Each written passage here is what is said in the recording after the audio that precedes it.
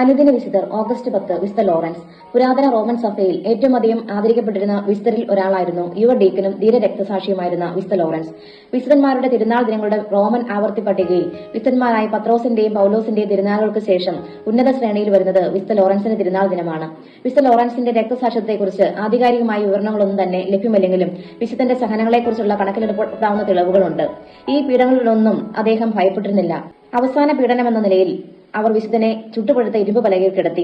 പകുതി ശരീരം വെന്ത വിശുദ്ധൻ തന്റെ പീഡകരോട് പരിഹാസ രൂപേണ ഇപ്രകാരം പറഞ്ഞു: എന്റെ ശരീരത്തിന്റെ ഈ വശം ശരിക്കും വെന്തു, ഇനി എന്നെ മറിച്ചു കിടത്തുക.